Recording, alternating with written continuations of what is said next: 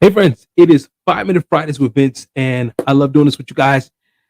Welcome to that transition little something between your work week, your weekend, and all that other good stuff.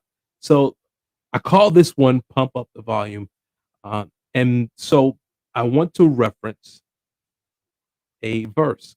It's First Kings chapter 19, verses 11 through 13. And it's right where Elijah is. He's having this moment with God. And so there's a bunch of things that happen. There's the wind that blows, there's a fire, there's earthquakes, there's so much happening in his life. His life is so busy, so traumatic, so out there. What's going on, Leroy? And so everything is going on right now in his life. And he says, in the middle of all that stuff, he doesn't hear God's voice at all. He doesn't hear God. And then it says that after that, he hears a still small voice, and that still small voice tells him what to do next. I said that to say this. Listen, man, there's plenty of things that are vying for your attention. Our lives are super busy, and if we were going to give busy like a number on a dial for a radio, I'd like to say that the majority of us, our lives are constantly on 7, and then some days it's 9, some days it's 10. It's just loud. So the question is, how do you hear God in the middle of your loud? How do you hear him in the middle of your chaos? How do you hear him after you've gotten a diagnosis from your doctor? How do you hear him after traumatic news concerning a loved one who may have passed on? How do you cope? How do you hear God? Because let's be honest, everything that's going on in your life is louder than the voice of God and where you get your comfort and your peace from. And so, what does that look like? Well, friends, here is your trick. Here's your key. You have to learn how to turn up the volume, or like I call this one, pump up the volume. How do you pump up the volume in hearing God's voice?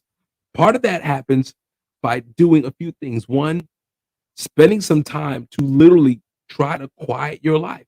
Quiet your life. Whatever it takes. If it means to separate yourself from people, it means to turn your phone off for a while. You have to find ways to quiet your life.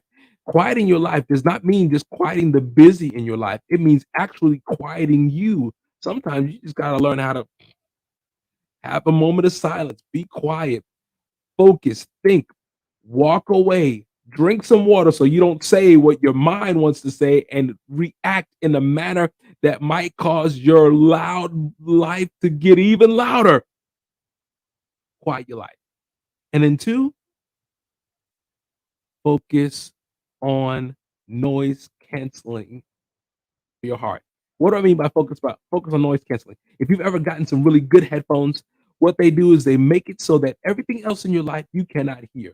All you hear is what's in your ear alone. And when you do that, the noise canceling makes it so that you don't have to turn the volume up real loud to compensate, but rather the technology or the hear the well the headphones make it easier for you to hear what you're trying to listen to. Now, when you pump the volume in perspective to everything that else is going on in your life, it's literally not turning it up, but rather making it so that that sound is closer, more in tune, more connected, so you don't have to fight with the loud. Let's be honest, there's some things that you just can't turn down.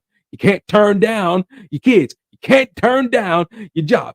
There are some things you can't turn down, but there are things that you can do to quiet your life so that you can hear God better. Listen, it's 5 Minute Fridays with Vince, guys. I love you.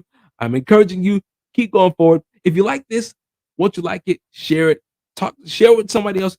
I'm encouraged. I want to know, what do you do to quiet your life? Why don't you put it down in the comments? I'll love to read it, interact with you guys. Talk to you later. Bye.